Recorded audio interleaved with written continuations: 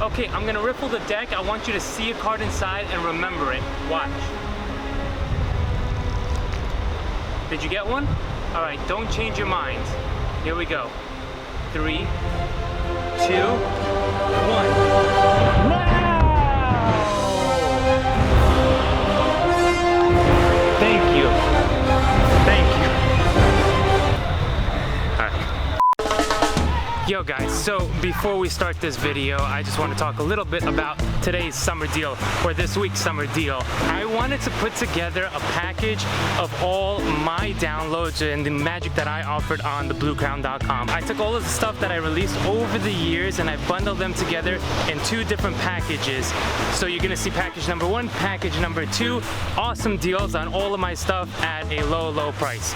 Now, without being said, you can check the link below for all of that. I'm gonna teach you guys today a tutorial, something that I quite enjoy, and we're gonna go on top of that rock over there at the beach. Why am I walking this way then? All right, let's go.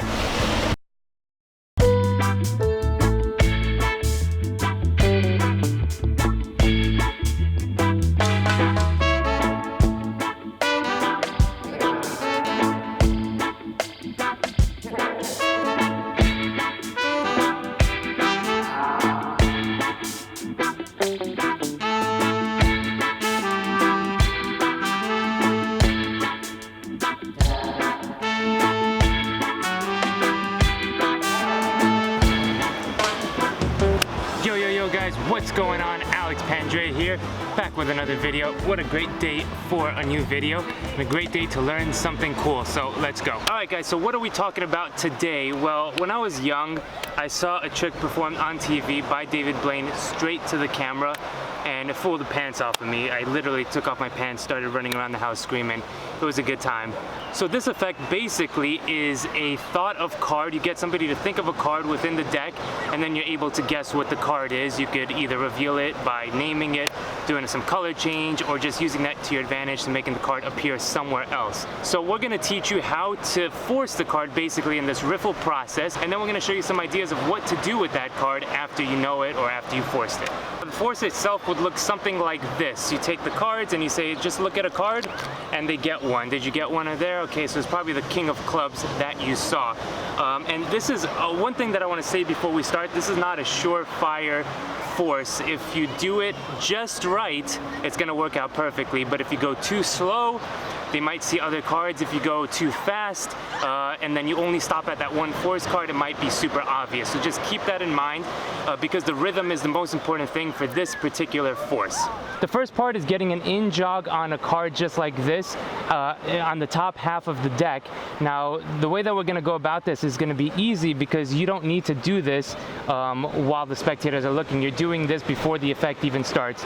So the card that you're going to want to in jog is going to help force the card above it, okay? So in this case is the 10 of clubs. One tip that I like to give you is I like to find a court card, right? So any of the face cards, kings, jacks, queens, which are easily remembered, more easily remembered than, let's say, a 6 or a 9 of spades or something like that. So I tend to riffle the back up, and you'll notice that in this portion of the deck, you're always going to find at least a few good force cards. So when you shuffle up a deck of cards, you're going to most likely always find, and I'd say the top third or a quarter of a deck actually, a court card that could be used. So in this case, the jack of clubs would be best. And the way that I would do this is by riffling. Remember, this happens before any of the effect starts. I'm going to do my get ready. I'm going to riffle up, and I'm going to spot that court card. So I spot the jack of clubs, and I stop on it, and I get a pinky break, just like that. Right? I'm going to pull down on the break and create an in jog with the card below it, all right? And that's going to be the first part of the setup into forcing the jack of clubs, okay? So we're here, we got the deck back. I'm going to riffle up. I see the jack. I do this. I stop at it. Okay, you might have to do this a few times. So I check if there's a court card, and then I go back to it one card at a time, put my finger in there, pull sideways, all right? So you're pulling sideways, and now when you square up, it'll be out jogged, all right? So now from here, we're going to actually use this to bring it down a little bit more to create more of a gap between the card below it and the card above it, which is our force card, all right? So the way that we're going to do that is to get into the position of bringing the right hand, grabbing it here, using the base of the thumb and the pinky to hold the in-jogged card and move it this way. All right, as I move it into the hand, now the spectator's here, and I'm gonna do it this way. So from behind, you can see that this is hidden by the palm right here. So they just think that all the cards are here. There's one card in jogged. All right, so that's the whole setup into getting ready for the riffle process. All right, so one more time, you're gonna go see the jack. I'm gonna go one by one, do this, get my in jog as I'm maybe talking, having a drink, laughing. You know, you gotta have a good time with the spectators. Unbeknownst to them, boom, you got your in jog, boom, you got your further in jog, and you're ready to do the force. All right, so now you're gonna go to them and say, look, can you see all the cards in the deck? Try to see one inside, and you're gonna start to riffle with the first finger. Riffle, riffle, riffle, and you'll notice when you do this, you're gonna see a gap, right? And it's automatically going to just stop right there. All right, obviously you don't wanna have them stop. All right, one easy way to do this is to have them just say stop. Just say stop anywhere you want, and when they say stop, you do that to get to it. All right, but I don't think it's as strong. The best way to do it is to come here and say, see a card inside, and you start to riffle. The most important thing is the rhythm. So you're going to riffle, riffle, riffle like this. Stop for half a second on this, a little bit more, and then continue going. All right, so the timing is here. All right, so you can see it from the side. All right, so in sound effect tutorial would be brrr, brrr, right? If that made any sense to you. It did in my head. So brrr, brrr. So with that being said, I hope you get the rhythm down of doing it. So do it a few times, do it in the mirror, record yourself, and see when you're doing it too slow, when you're doing it too fast. The point is for them not to see any other cards. So if you're doing this too slow, chances are they might see different cards as well as your force card, all right? And we don't want that. So we want them just to see the force card. So I'm here, and get it, move it up, see a card inside. Did you get one? And you don't want them to take too much time after the fact. So you do this, after you do it, snap your fingers, did you get one? And you make them commit to one. Don't change your minds, keep it in your mind, say it over and over, blah, blah, blah, and then you can take it from there, all right? So one tip that I have for doing the force is that sometimes what's going to end up happening is instead of them seeing the force card, they're going to see the top card of the deck. And the reason for this is that as you do this, at the end, you're going to slow down to stop the riffle, and that one card is going to get stuck, not really stuck, but on the first finger is going to be shown to you a little bit more. This is some of the times why you've seen this effect with the method is literally doing this and then stopping at the top card. I think that's really bad because it could be very obvious. Well, I guess it depends on your audience. If you can get away with it, I guess that's fine. But I don't like that because it's super obvious doing this and then just stopping at the top card and saying, did you see one? Yes, it's easier to do, but you really want them to remember that they saw it in the middle of the deck, not towards the end or that kind of stuff. So with that in mind, I like to always remember the top card as I do this. So I go, I find my chord card, I get my break, I get ready for the riffle, and then when I'm ready to do it, I just literally pick up the top card and remember it, okay? And there's a few ways to get around also knowing which one they selected. So now I know the top card is the 4 of clubs, and I know my force card is the Queen of clubs, okay? So I'm going to do this, do the force, all right? And let's say you do it this way, they see the force card and they see the top card, all right? Did you get one? Yes, it's a low number, right?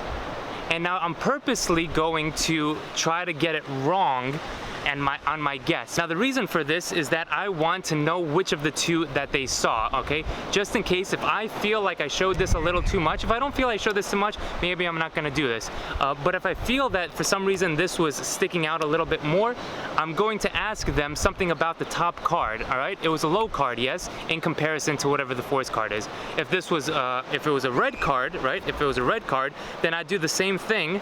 I do this, I do the force, get one, whoopsie, I got a little bit too much of a peak on the top card, and I know that, so I'm gonna come down and I say it was a red card, yes?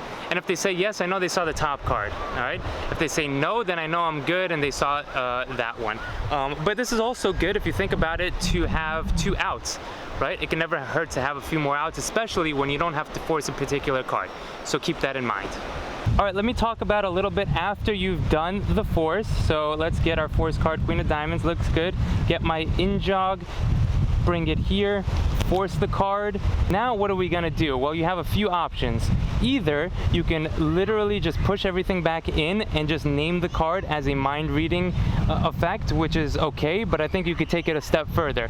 What I like to do is palm off this card now and steal it away from the deck, take it out of the deck so it vanishes and then maybe reappears somewhere. So this is how we're gonna do that. Easiest way to do it is to push down on the in-jog card, and now you're gonna get a thumb break like this, right? And from here, you're going to cut. Very easy, just cut the card to the bottom. So now the card is at the bottom, and from there you can gambler's cop it out of the deck. And as you spread the cards, put this in your back pocket or put it under the box, under a glass or something like that, okay? So that's gonna be up to you, but that's the easiest way to steal out the card from the deck. If you wanna get a little bit more fancy, you can go again, look, Queen of Diamonds, I do this, I say take a look, try to see a card inside. Did you get one? Yes. Now I'm going to steal the card directly from the middle. And the way that I'm gonna do that is as follows. Again, push, all right? So you're pushing to get a pinky break, and now from the pinky break I'm pushing up with the pinky and using my third finger, which is the ring finger, as a little bit of pivot point to get that card sort of diagonally to get ready for a diagonal palm shift. Okay, so that would be the more direct way to do it. So you're here, you're pushing down, getting the break with the pinky, and now pushing up on the card diagonally, and now doing a diagonal palm shift as you move away with the right hand, this palming the card, so which is a more direct way of doing it. Or another way to do it is you're here, push down, and now with the fingers of the left hand, you're gonna go into a side steal or a straight palm from there to palm off the card. Okay, and that is taught, the side steal is actually taught on one of my other videos where you can steal it off right here, control it to the top, or effectively come away with it and steal it with the right hand. So the choice is yours of how you want to steal out that card, but I think it's important once you force it to steal it out. So a few important final thoughts that I have for this effect. You're basically, what we're doing is we're finding different ways to have a card selected, okay? If you followed any of my material, you know I hate the fact that we all do, here you go, please pick a card. I hate that, and we always have to find better ways around it. One of my favorite ways is just looking at the spectator, say, do you have a favorite card, or think of a card? This is just as good of a way because it's random, they have it in their mind, and you can honestly say, and you didn't pick a card, right? It's in your mind, right? You just saw one, which is really, really good after the fact to do a callback where you say, okay, let's say you do any card, any number, for example. You have a number in mind, yes, and you have a card that you just thought of, right? It's good for that. Another thing you want to keep in mind in this effect is that we're forcing a card that we don't know ahead of time. If you want to force a particular card, very easy to do. Let's say you take a card, whatever you want to force, and you control it to the bottom by culling it or doing whatever. And let's say we want to force the King of Spades. You turn it over. You're going to cut more than half. So I like to cut like 3/4 of the deck into the, like a swing cut, and then as I come here, my right thumb contacts this bottom card, in-jogs it like this, and now you're ready to go the same exact way, and now you're forcing the exact card that you want. So, all right. So what do I do from here? A lot of the times I would force the card and then steal it off, like I said, using a diagonal palm shift. And as I spread the cards on the table, the card goes in my back pocket, steal it out, and then you can do a thought of card to back pocket effect. That's a very good one. You can sneak it under the wine glass, or literally sometimes I would take the deck, spread it, and as I turn over the card so they could see it, I literally, what I do is I take the card and I just put it in the box. Okay, as they're looking for the card on the table. It's really good, it's fun, you should try that out. But those are just some ideas. You can take it and make it your own. Alright guys, there you have it. That was the video. Thank you so much for sticking around and watching it, climbing up here with me and learning this.